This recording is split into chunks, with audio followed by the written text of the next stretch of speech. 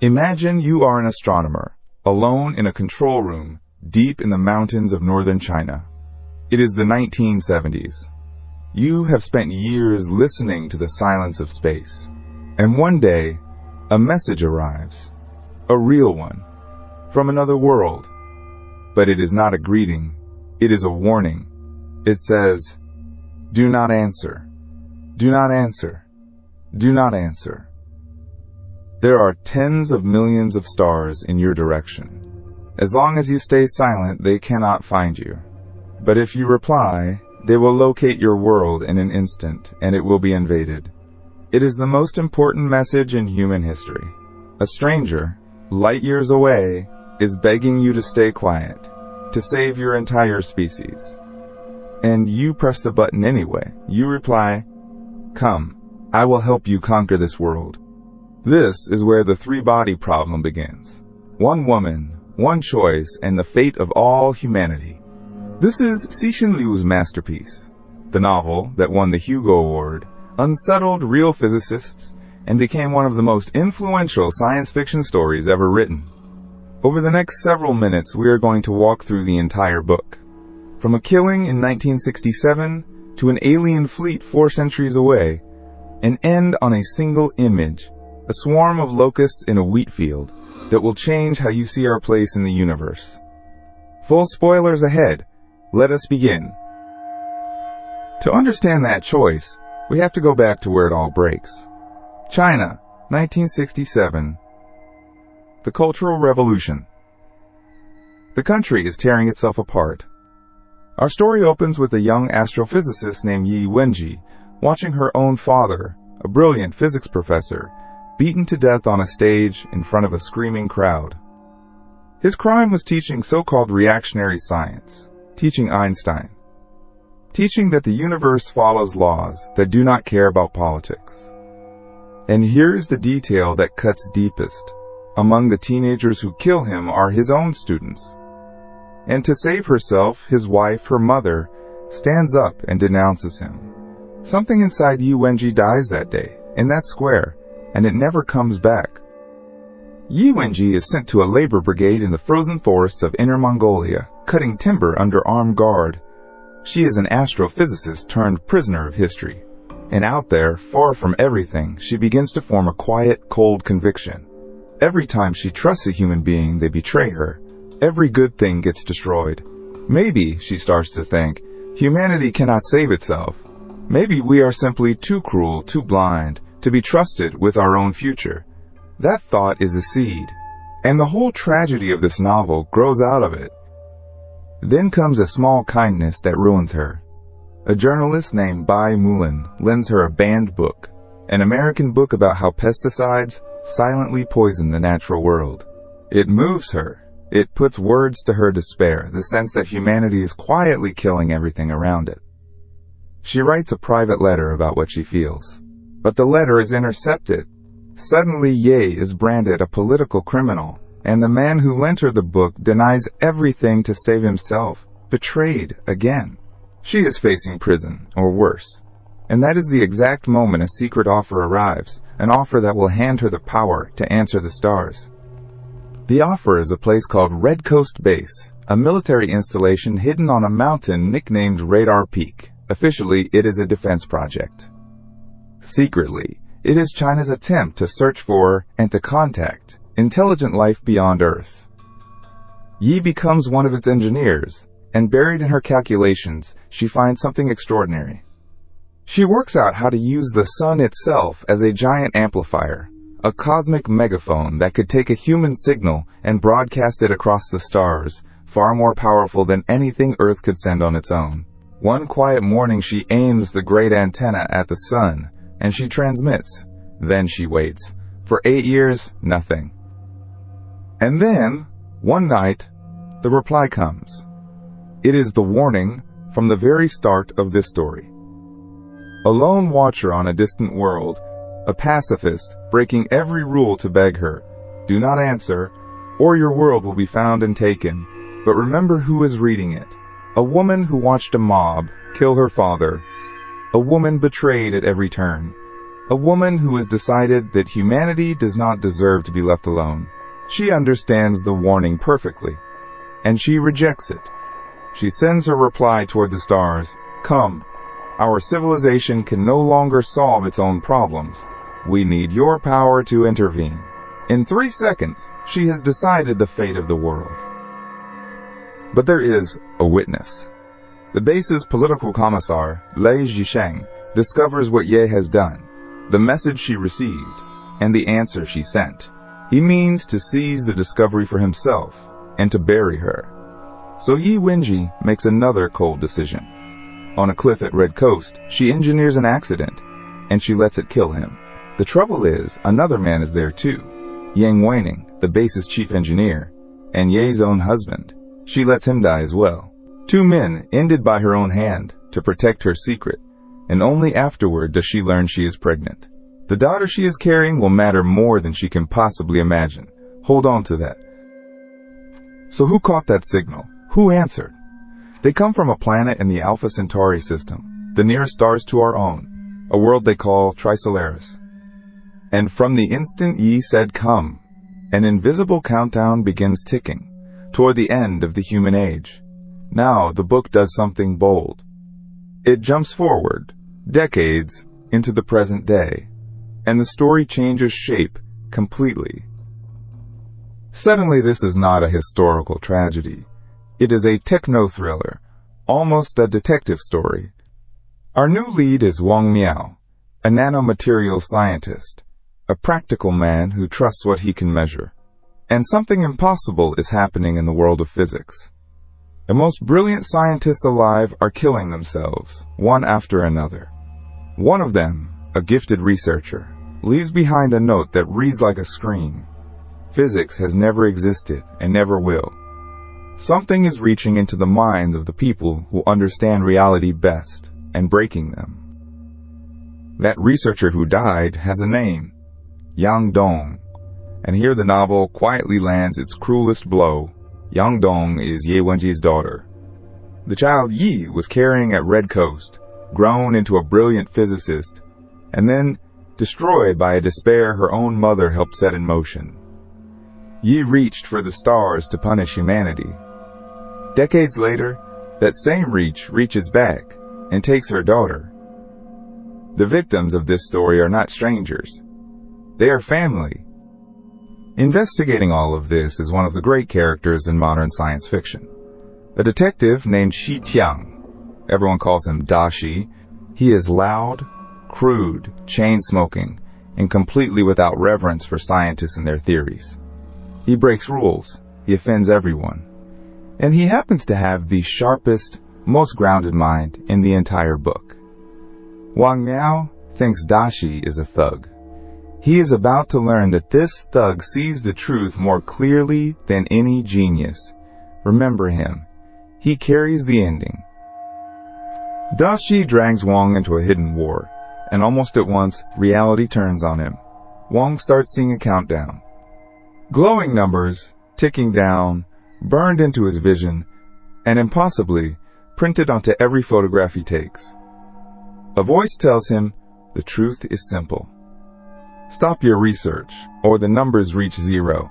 He is a scientist. He does not believe in curses, so he demands proof, and the universe gives it to him. He is told to point a camera at the night sky and watch. And the entire cosmic background, the faint radiation left over from the birth of the universe, the oldest light there is, begins to flicker. The whole sky blinks, on and off, like a message tapped out in code, timed precisely to his own experiments. Something can make the universe itself blink, and it is doing it just for him. For a scientist, there is no greater horror. The laws of nature, the solid floor under everything, are turning to water. To understand that horror, the book gives us 2 small parables. Imagine a marksman firing at a target, leaving a hole every 10 centimeters. Now imagine tiny beings living on that target. A scientist among them announces a grand law of the universe. Every 10 centimeters, there is a hole. To them, it is a fundamental constant. To the shooter, it is just where he happened to aim. Or picture A farm. Every morning at the same hour, the farmer brings food. A wise turkey declares the law of nature. Food arrives every day at dawn.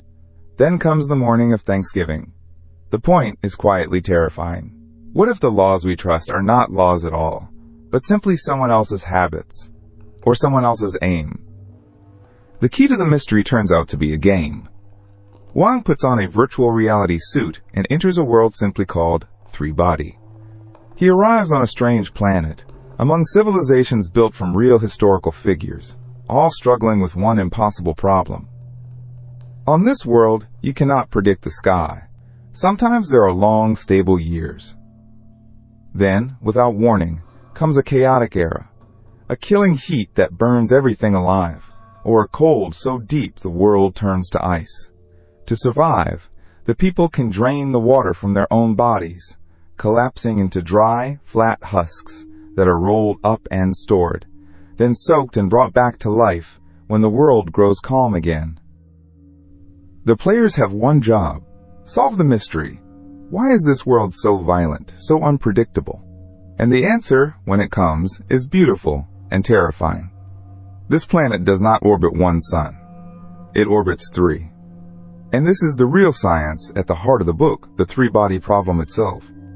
With two objects, like the Earth and the Sun, you can predict the motion forever.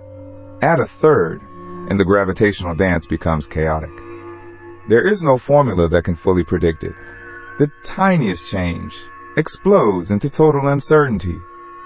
Three suns pulling a fragile world between them in a chaos that can never be solved. That is why this civilization has risen and been destroyed, over and over, hundreds of times. One scene from this game shows the book's imagination at full power. To predict the suns, an emperor builds a computer, not from metal, but from people. 30 million soldiers spread across a vast plain, each holding a pair of flags, one black, one white. Small squads become logic gates. Riders on horseback carry signals down the lines, like current through a wire. From the ground it is chaos. From high above it is a circuit board, 30 million human beings, computing as one enormous machine, trying to calculate the motion of three suns. It is one of the most staggering images in modern fiction. And then the twist that reframes everything. The game is not fiction. It is a recruitment tool. That impossible world is Trisolaris, the planet that received Yi Wenji's invitation. After enduring hundreds of dead civilizations, the Trisolarans have finally given up on their broken sky. They are coming here, to a stable world with one gentle sun, Earth. Their fleet has already launched. It is crossing the gulf between the stars right now, and it will arrive in about 450 years. But they have help. Here on Earth, a secret movement has grown, waiting for them. The Earth Trisolaris Organization. And its founder, its prophet, is an older Yi Wenji. The girl from that square in 1967 has spent her life building the fifth column for an alien invasion. Yet the movement is split. The Redemptionists, like Yi, worship the Trisolarans as saviors who will discipline and purify a broken humanity. The Adventists want something darker. They do not want to be saved. They want the human race erased. The Adventists follow a man named Mike Evans, heir to an oil fortune, who began as an idealist. He once poured his life into saving a single species of bird, only to watch human greed destroy it anyway. From that grief, he built a cold new faith he called pan-species communism. The belief that no species, including our own, has the right to dominate all the rest. Slowly that belief curdled into something monstrous, a wish for humanity's extinction. Evans runs the movement from a giant ship, a floating fortress named Judgment Day, where all of its deepest secrets are stored. And remember the warning that opened all of this. Do not answer. It came from a single Trisolaran, a listener at a lonely monitoring post, who saw Earth's signal and chose mercy over duty. He broke his world's law to protect a species he had never met. On his own dying planet, that act of compassion is treated as treason. He is a small, quiet hero in a story with almost none, and his kindness is repaid with a death sentence. the one being who tried to save us silenced for trying. Humanity does manage to strike back, once, brilliantly and horribly. To capture Judgment Day and its secrets without destroying the data, the authorities use Wang Miao's own invention, threads of nanomaterials so strong and so thin, they are nearly invisible. They string them in a lattice across a narrow canal and let the great ship sail straight through. What comes out the other side has been sliced, in silence, into thin ribbons. It works. The secrets are recovered, and it is monstrous. That is the book's honesty. Survival, here, will not be clean. Inside those recovered secrets is the answer to the flickering universe, and it is almost beyond belief. The Trisolarans knew that in 450 years, human science might overtake theirs, so they sent something ahead, at the speed of light. They took a single proton, and they unfolded it. A proton hides extra dimensions we cannot see. The Trisolarans opened one out into 2 dimensions, until it wrapped around their entire planet like an enormous film, etched it with circuitry, then folded it back down into a single particle, now a conscious supercomputer. They call them sophons. And they fired 2 of them at Earth. Proton-sized, moving at the speed of light, the sophons cannot be seen or stopped, and their mission is precise. They slip inside our great particle accelerators and sabotage them, so that every deep experiment gives noise, contradiction, nonsense. To our finest minds, physics simply stops making sense. That was the flicker in the sky. That was the countdown. That was the despair that killed Yang Dong and the others. Worse still, the sophons read every piece of information on Earth and send it home, so we have no secrets, and they lock human science in place. We can polish what we already know, but we will never again discover anything truly new about reality, frozen, for 4 centuries. And then Trisolaris sends humanity one last message, printed straight into the eyes of the world's leaders. Their entire opinion of us in 2 words. You are bugs. This is where the story could collapse into despair. Science is locked. The fleet is coming. We have been called insects. Wang Miao and his friend Ding Yi are drinking themselves numb. What is the point? And it is Dashi, the crude detective, the least fancy man in the book, who saves them. He drives them out of the city, to a wheat field on the Great Northern Plain, a field crawling with locusts. And he asks one simple question. Is the gap between us and the Trisolarans really greater than the gap between these locusts and us? Think about it. For all of history, humans have hurled everything at insects. Poison, fire, flood, every weapon we have. And the bugs are still here. Never conquered. The Trisolarans called us bugs, and forgot that bugs are never truly defeated. Standing in that living field, the 3 men feel not despair, but the stubborn dignity of life on Earth. And Wang says the last line. Let us get back, there is so much to do. So what is the 3-body problem really about? On the surface, dazzling hard science fiction, real physics, real astronomy, ideas so vivid you can almost touch them. But underneath, it asks a darker question. What do we deserve? Yi Wenji looked at humanity at its worst, and decided we could not be trusted with our own future, and her despair invited an apocalypse. The whole novel is a war between that despair and Dashi's stubborn hope, between the belief that humanity is a disease, and the belief that life, however small and outmatched, is worth defending. It leaves you with a humbling thought. Out there, under a chaotic sky, we might be the bugs, but being the underdog is not the same as being defeated. This is only book 1 of a trilogy, and it grows stranger and vaster from here. If this story pulled you in, subscribe and tell me one thing in the comments. If you had been in that room, reading that warning, would you have pressed the button? Thanks for watching, and remember, do not answer.